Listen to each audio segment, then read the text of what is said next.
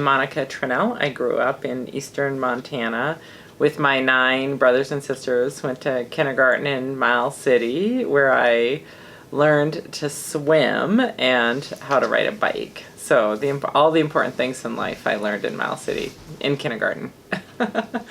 So from there I went to elementary school at St. Labore in Ashland on the Cheyenne Reservation.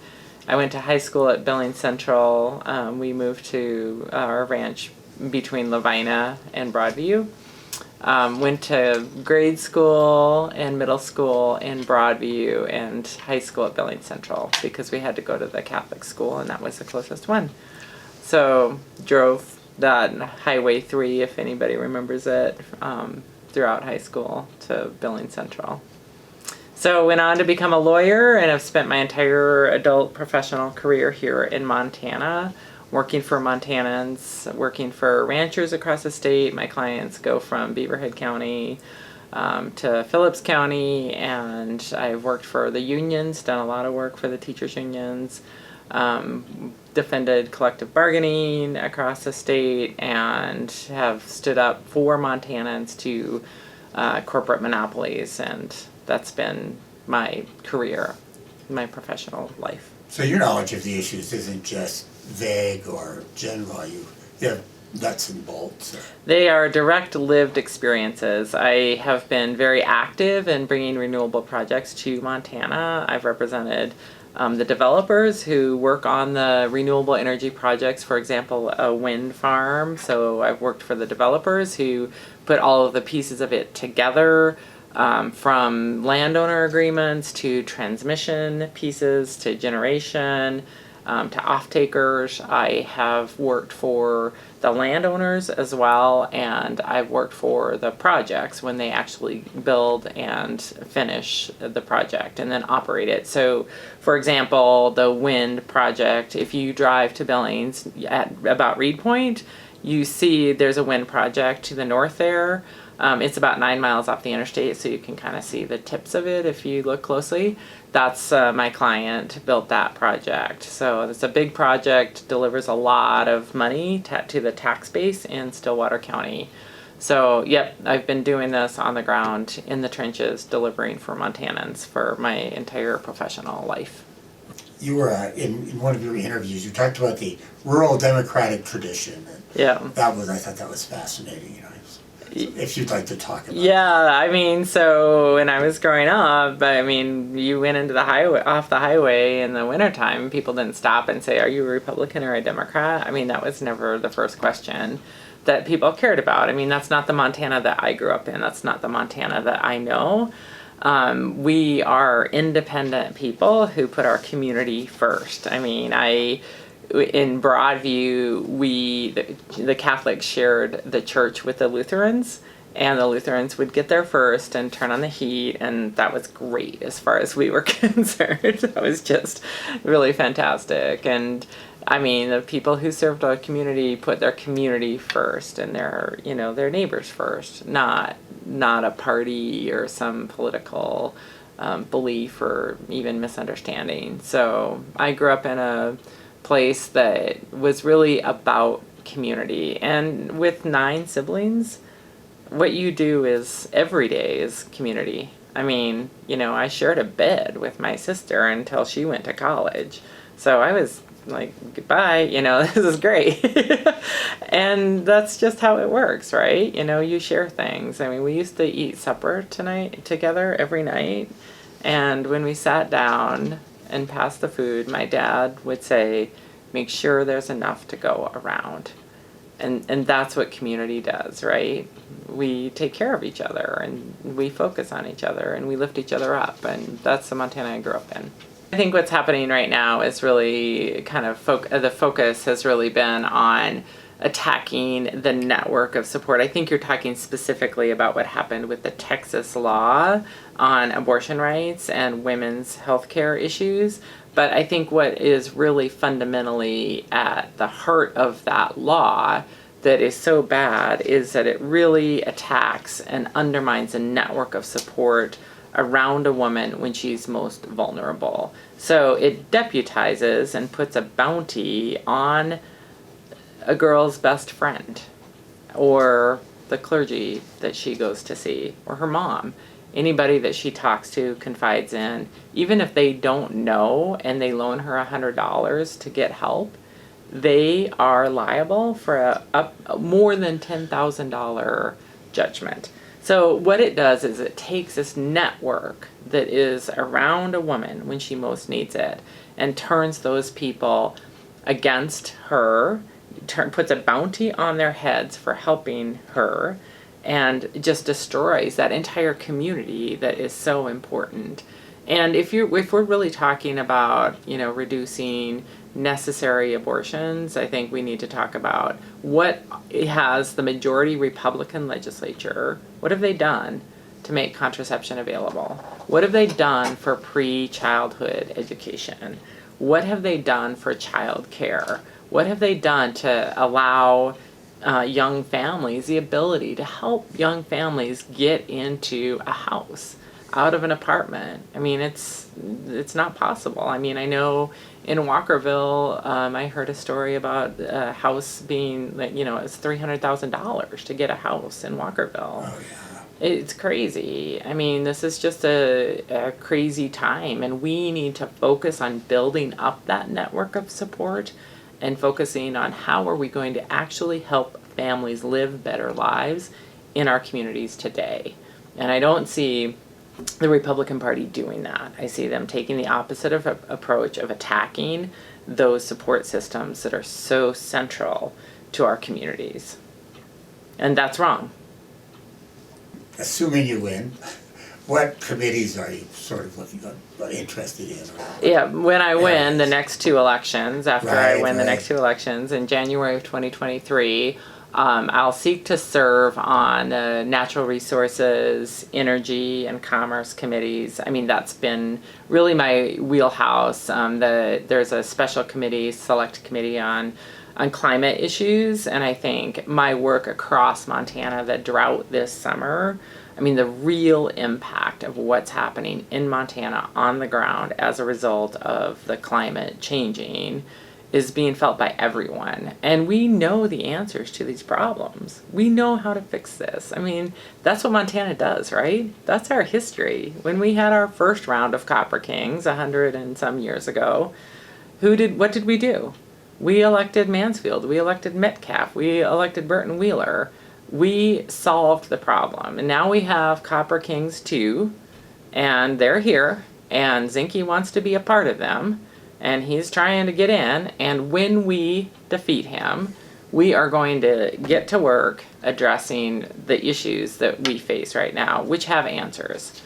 I mean, these are engineering problems. Montana has incredible natural resources. We have winter peaking wind. We have solar. We have great transmission. Our hydro serves a lot of the West, even in a year like this one where there's been an incredible drought. So combining those resources and figuring out how to serve Montana and export those resources when we can, which we can a lot, and import money, which is what Montana's done, we have such a bright future for our workers, for our unions, for our families. And that's what I want to focus on, is transitioning to an energy economy that brings jobs to Montana and develops resources that we have at our disposal and can use for the future. I really think this is about economic justice. I mean, we're at a time right now where we have to focus on working families. I mean, it's really about restoring the economic strength of our working families and prioritizing that. I mean, America has resources. We are an incredible country with so much at our disposal. And so how are we using our resources? The wealth inequality that we see today isn't an accident. It's a choice. And we can make different choices. And this election is a real chance for you and the voters of Montana to make a different choice. I mean, if you like the extreme inequality, having public lands closed off by, people who've come here and bought their own personal playground and, closed Montanans out, if you like that, and we're seeing that on the ground right now with the hunting permits given out by the landowners who can do that for their rich friends who fly in on their private planes. That's what Zinke and his Copper Kings buddies, that's what they give you. So that's your choice. Copper Kings 2, more of that, or do we want to go back to our working class roots, our union towns, our communities? And that's the choice that I present for you. You know, right now we're seeing in Butte for sure, and I'm imagining all over, you know, we are losing small businesses left and right. Right.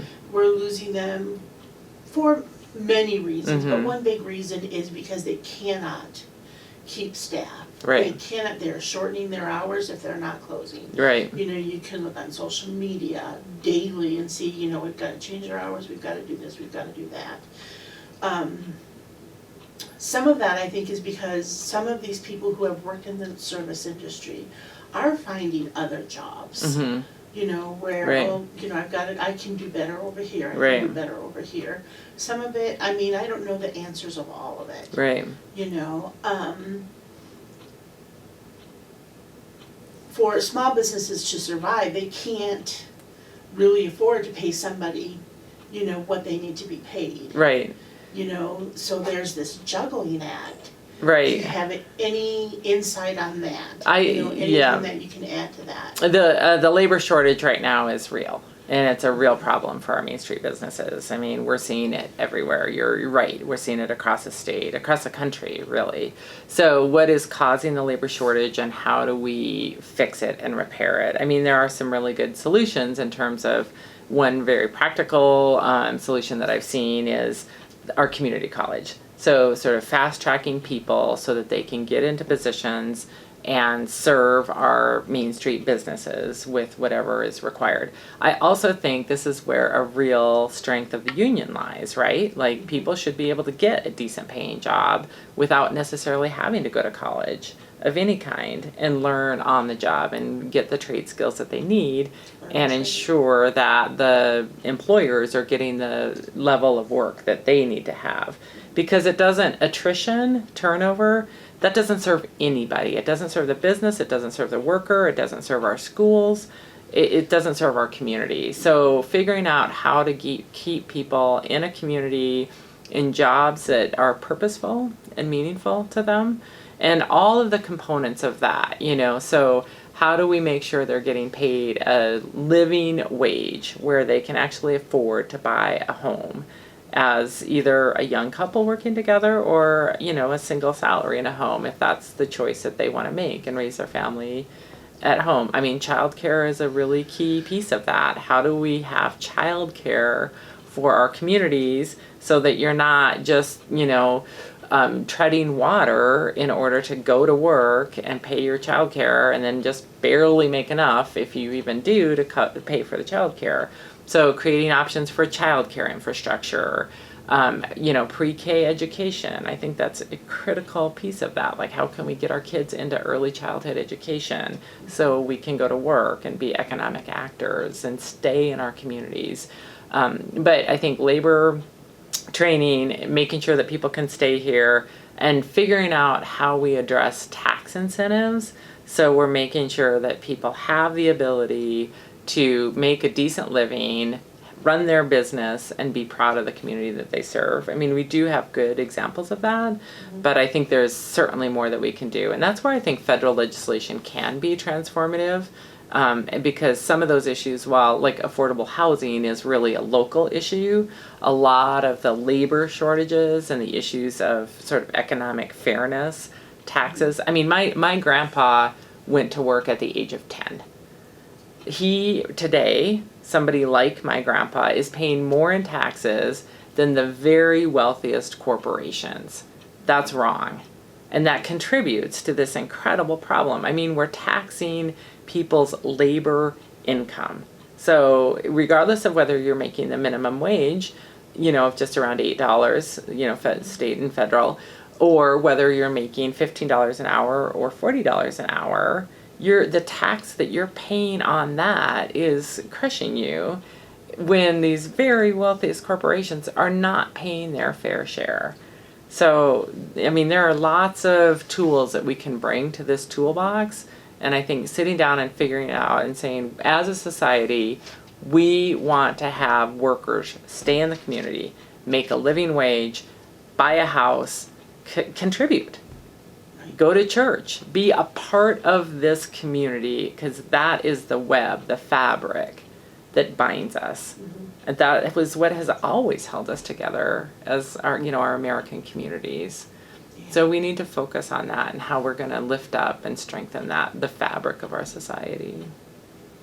But, you were talking about the importance of education, for one thing. And one of the things that we deal with on a daily basis more and more, so much more with the children today than how we grew up, They live in such a media inundated society. It is everywhere.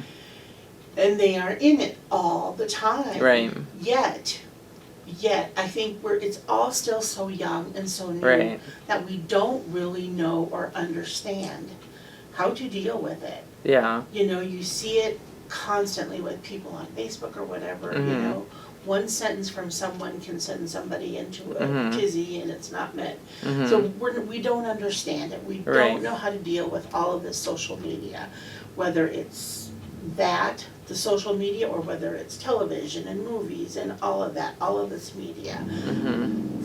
I personally am a very strong believer that we need to start media education, media literacy at a very young age, and it should be right alongside reading, arithmetic, all the way through school, so that it is something that is so a part of us, just like adding 4 and 4, that we understand the world better. Right. I would like your thoughts on that. Right. And see what you think of. Yeah, so it's a complicated question, and I think what you're asking is really, how do we educate people about the veracity or reliability of their sources? How do you know what you know, and how do you trust that it's true? And how do you be a critical thinker about the information you're getting? So I think that's a really important way to look at it and to educate people on, here are these sources, here's who's funding them. I mean, transparency, and I mean, so the other side of it is how that information is getting to you and who's making money off of it. And I think in addition to educating people about the information they're getting, it's making people responsible for transparency in delivering information. So if somebody is giving information and they're making money off of getting it to people, it's not just on us to do this deep dive, and we shouldn't have to have a PhD in research to say, who's making money to tell me that piece of information. That should be transparent, up front, right at the beginning. This is being funded by, and we are saying X, and we make money when we say X from these sources. So okay, they're saying this thing and they're getting paid by somebody. Because I think that is really the other piece of it that your question is also asking, but not directly. So how do we know whether the information we're getting is trustworthy? And that goes to the heart of our democracy right now. It's a First Amendment issue. It's a shared community issue. And I can tell you, I talk to a lot of people on this campaign trail and run into people who, after an hour, will say, I agree with you on a lot of the issues, but I just don't know who to trust anymore. And that's a problem. So how do we rebuild the trust in our communities? And I think it comes from disclosure of, financial profits from people when they make money off of selling you a story. I think that's an important piece of that. But I also feel, and people need to understand, what they're reading. So literacy and education, yes. But in addition to those two pieces, I would add a third, which is our community responsibility to each other. I mean, those are the words of our Constitution, right? Our mutual obligation to each other. We have a duty to our communities and to our societies and to serve each other in a way that has integrity, that's true, and that's real. And so as your congressperson, I commit to meeting with my constituents, to serving Montana and Montanans. And I think that means talking to people, having town halls, coming out and saying, what's happening in your community? What's going on here? So that we have a communication, because there's nothing more important than sitting down and having the conversations. That's how Montana always worked. That's how it worked when I grew up. That's how, I know this state to be, and that's a state that I want to serve. I'm all in for my home. I'm doing this because I grew up in Montana. I love Montana. I spent my entire professional career serving Montana and delivering for Montana. I have 3 daughters, and I want them to have the kind of opportunities that I had. And I want everybody in Montana, whether you came here last year, whether you moved here 10 years ago, whether you're, 10th generation, 20th generation, whatever, I'm all in. This is our shared home, and we have the answers to the problems we face, and that gives me hope every day. So, thank you. You bet. Thank you.